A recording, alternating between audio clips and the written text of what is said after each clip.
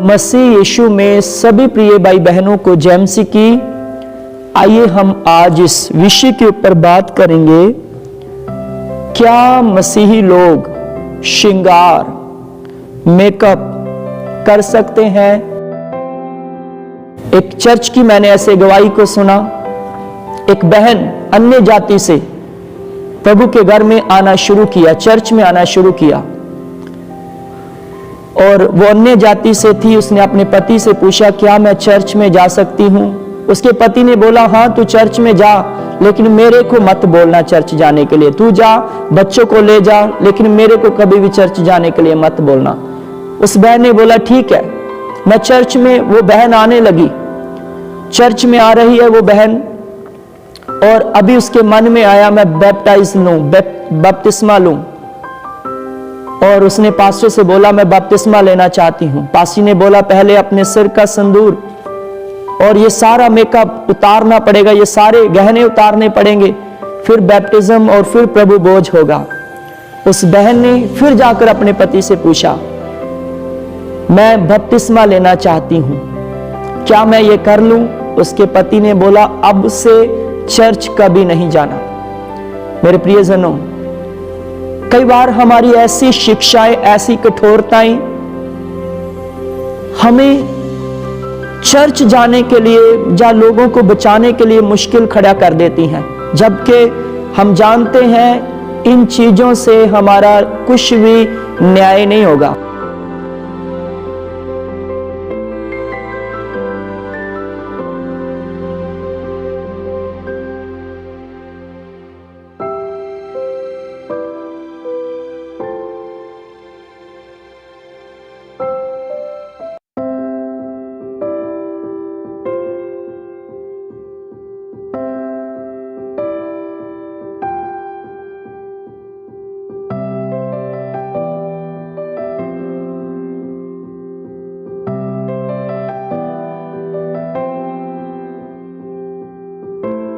और आइए हम आज इस विषय के ऊपर बात करेंगे, क्या मसीही लोग हार श्रृंगार कर सकते हैं। मसीही बहनों का मेकअप, सजना संवरना, पहनना ओढ़ना, गहने पहनना, ये कैसा होना चाहिए।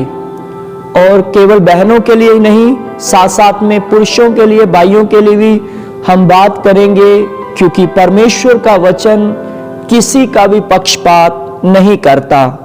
तो मेरे प्रियजनों, ये जो विषय है, ये विषय एक वाद विवाद वाला विषय है। कुछ चर्च इसमें ये शिक्षा देते हैं कि यदि आप चर्च में आना चाहते हो बिल्कुल सादगी के साथ, विदाउट मेकअप, और यदि आप बपतिस्मा लेना चाहते हो, आपको सभी मेकअप, सभी हार श्रृंगार, गहनों को त्यागना पड़ेगा प्रभु बोझ लेने से पहले, बपतिस्मा लेने से पहले। लेकिन कुछ चर्च ऐसा बोलते हैं, ऐसी शिक्षा देते हैं वो, कि इंसान का बाहरी रूप से कुछ फर्क नहीं पड़ता, उसके हार श्रृंगार से, उसके पहनने ओढ़ने से कुछ भी फर्क नहीं पड़ता। परमेश्वर मनों को जांचता है। हमारा मन जो है वो शुद्ध होना चाहिए, बाहरी दिखावे से कुछ फर्क नहीं पड़ता। तो मेरे प्रियजनों, ये जो विषय है वाद विवाद वाला एक विषय है, लेकिन हम इसके ऊपर बात करेंगे। और इस वीडियो को पूरा आप देखें और फिर कुछ डिसीजन लें, निर्णय लें, और साथ साथ में अपना विचार भी जरूर कमेंट बॉक्स में बांटे, कि और भी भाई बहन इस विषय के ऊपर बड़ी गंभीरताई के साथ सीख सकें और हम भी उन बातों से सीख सके। तो आइए हम बात करेंगे, सबसे पहले हम बात करेंगे पुराने नियम में से, और उसके बाद बात करेंगे नए नियम में से। तो मेरे प्रियजनों, पुराने नियम में जब हम उत्पत्ति की किताब उसका 24 अध्याय और उसके 22 वचन को पढ़ते हैं, तो वहां पर हम पढ़ते हैं कि अब्राहम परमेश्वर का प्रिय मित्र था, और जब उसने अपनी बहू लाने के लिए सोचा, तो उसने अपनी बहू को तोहफे में आभूषण दिए, जिसमें नथ थी, सोने की नथ थी, कंगन थे, और उसने अपने नौकर को दिए कि जब तू मेरी बहू को लेने जाए तो उसे ये आभूषण देना, उसे ये गहने देना। तो उसके बाद मेरे प्रियजनों, निर्गमन की किताब उसका 32 अध्याय और उसके 2 वचन में जब हम पढ़ते हैं, हारून ने उनसे कहा, तुम्हारी स्त्रियां तुम्हारे बेटे बेटियों में से सोने के कानों में से सोने की बालियां तोड़कर उतारो और उसे मुझे दो कि मैं तुम्हारे लिए सोने का बछड़ा बना सकूं। तो मेरे प्रियजनों, यहां पर उनके कानों में बालियां थी, इजरायली लोगों के कानों में बालियां थी, क्योंकि जब ये मिस्र से निकले तब परमेश्वर ने इनसे कहा था कि तुम मिस्रियों से गहनों को मांग लेना। तो इन्होंने उस समय गहनों को मांगा, तो आगे वही हारून गहनों को मांग रहा है सोने का बछड़ा बनाने के लिए।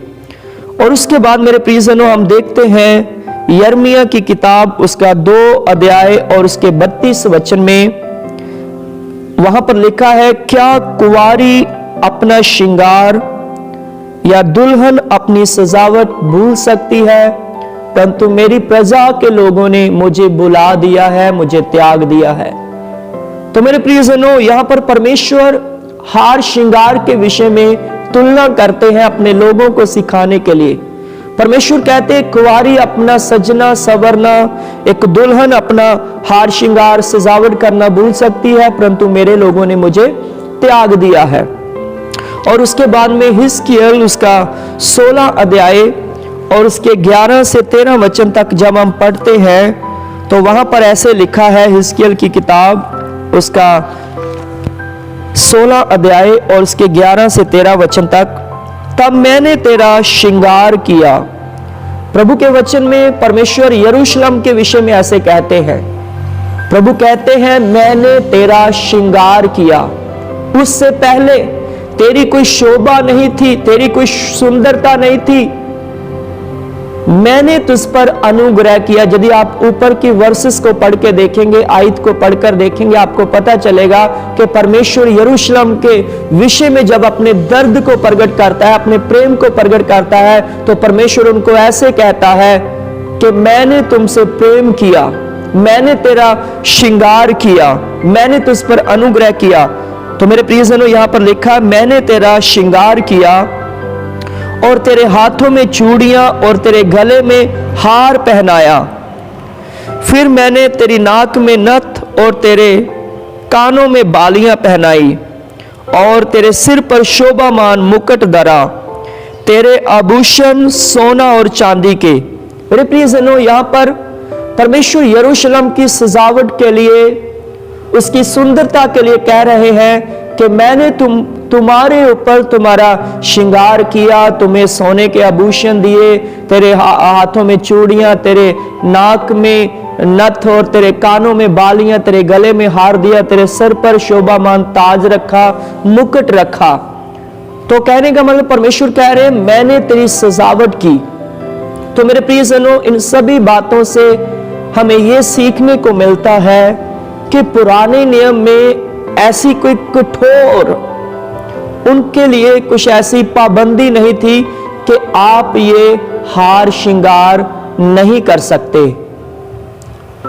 लेकिन नए नियम में जब हम आते हैं तो नया नियम इसके विषय में क्या कहता है, इसके ऊपर हम बात करेंगे। तो मेरे प्रियजनों, पुराने नियम में हमने देखा अब्राहम की बहू के विषय में, इजरायली लोगों के विषय में, और साथ साथ में यरूशलेम के विषय में कि यरूशलेम को परमेश्वर ने बुलाया, उसको सजरा सवारा, लेकिन वो फिर से पाप में चला गया। तो नए नियम में परमेश्वर का वचन क्या कहता है, क्योंकि पुराने नियम में अब्राहम की बहू की बात हो रही है, लेकिन इसहाक की पत्नी की बात हो रही है, लेकिन नए नियम में यीशु की दुल्हन की बात हो रही है। याद रखें, नए नियम में यीशु की दुल्हन की बात हो रही है, क्योंकि कलीसिया जो है, चाहे वो पुरुष है चाहे वो स्त्रियां हैं, वो यीशु की दुल्हन है। इसीलिए मेरे प्रियजनों, खुदा के कलाम में जब हम प्रकाशित वाक्य उसका 21 अध्याय और उसके 2 वचन को पढ़ते हैं तो वहां पर ऐसे लिखा है, फिर मैंने पवित्र नगर नए यरूशलेम को स्वर्ग में से उतरते हुए देखा। मेरे प्रियजनों, यूहन्ना यहां पर एक दर्शन देख रहा है कि फिर मैंने पवित्र नगर नए यरूशलेम को, याद रखें पुराने यरूशलेम के ऊपर परमेश्वर ने अनुग्रह किया। पुराना यरूशलेम जो इजरायली लोगों को दर्शाता है, उनको परमेश्वर ने हार किया, श्रृंगार किया, गहने दिए, सब कुछ दिया, लेकिन फिर से उन्हीं गहनों के साथ बाइबल में आगे लिखा है उन्होंने मूर्ति बनाई, परमेश्वर को छोड़ दिया, परमेश्वर को त्याग दिया।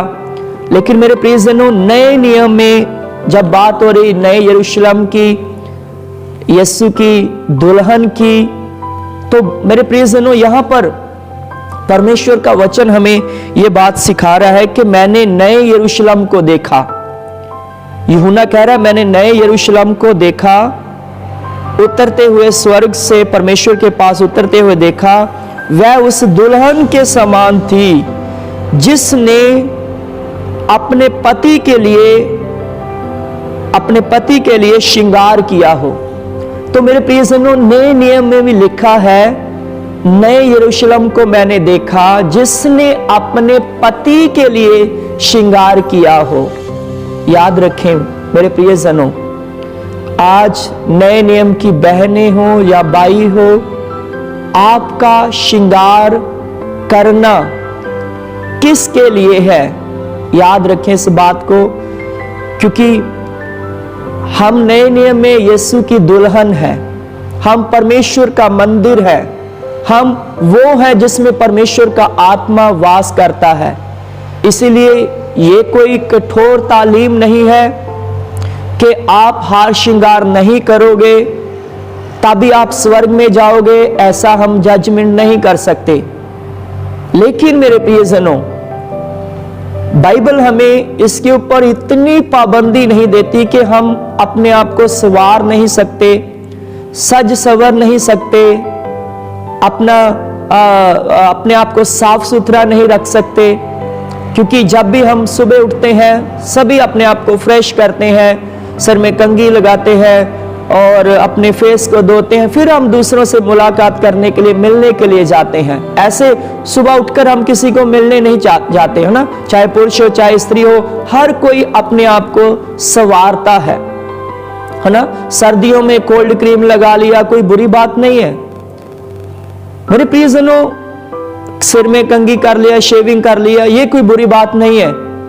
लेकिन हमारा फैशन है जो, वो बाइबल कहती है ओवर नहीं होना चाहिए।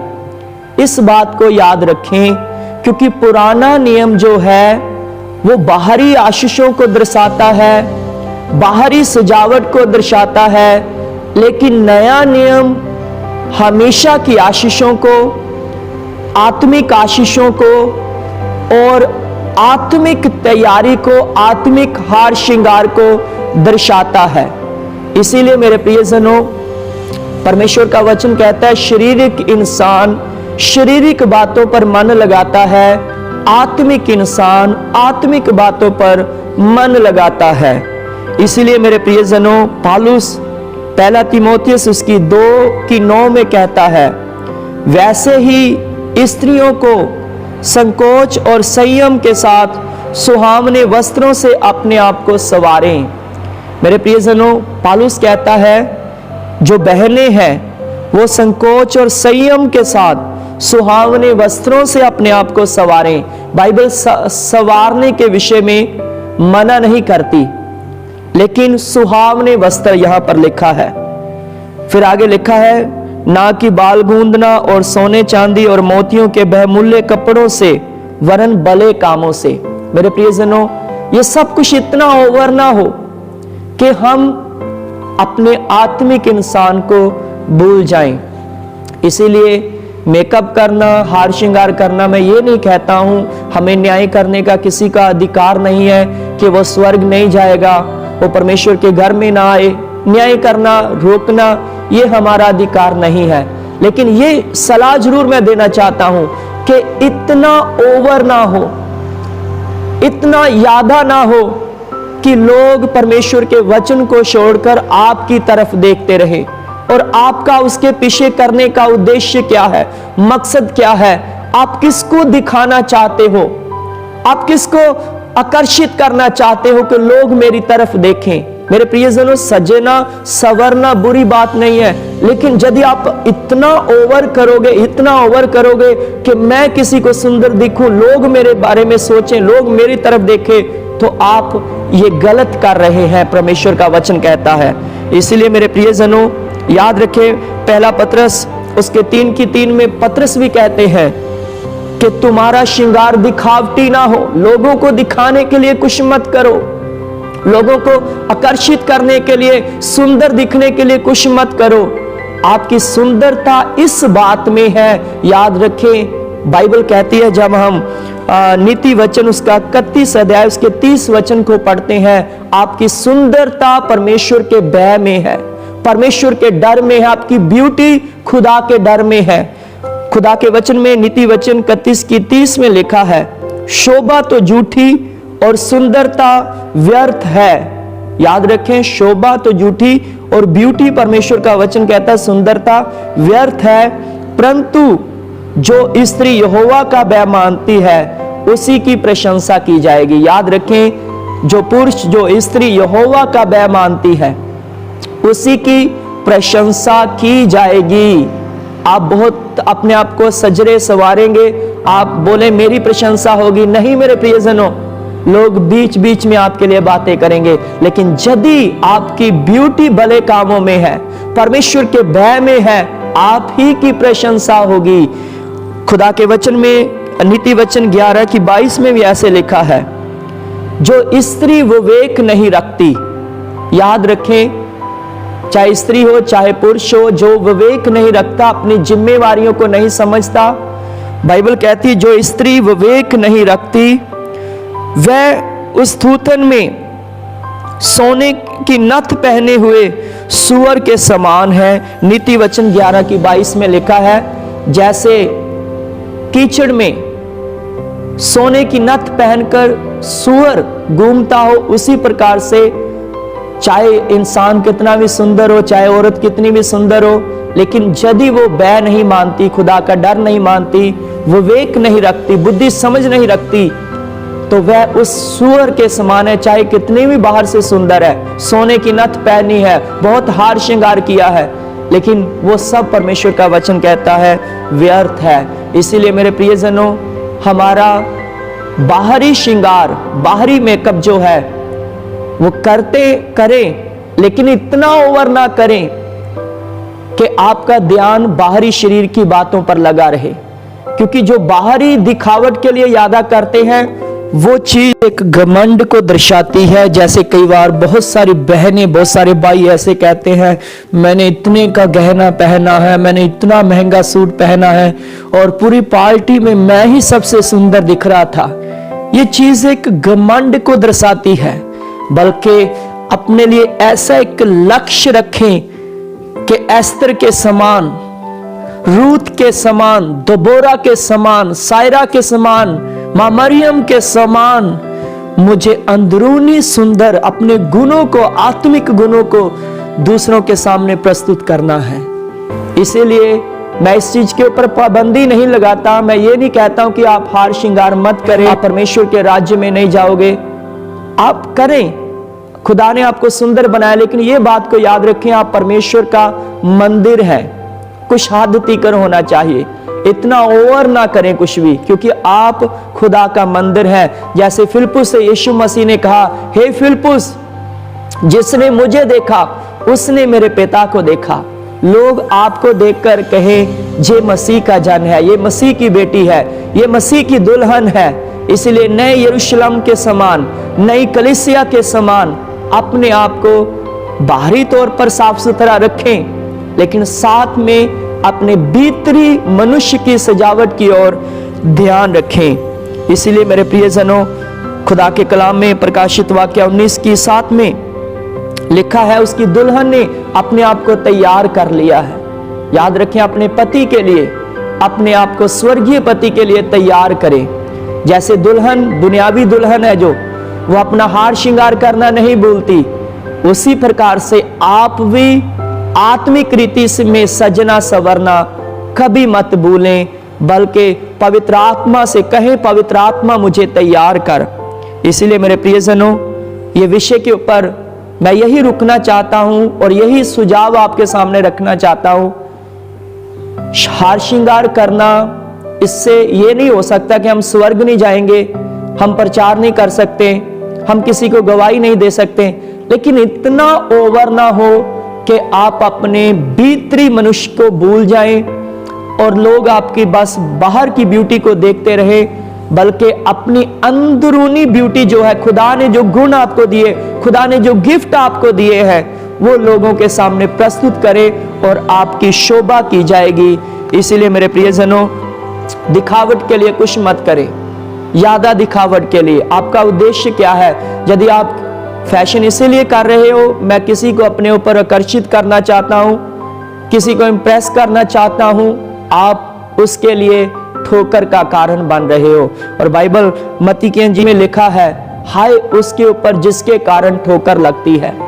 यदि आप ऐसे कपड़े पहन रहे हैं जिसके कारण दूसरे लोग ठोकर खाएं, तो आपके ऊपर हाय बाइबल कहती है।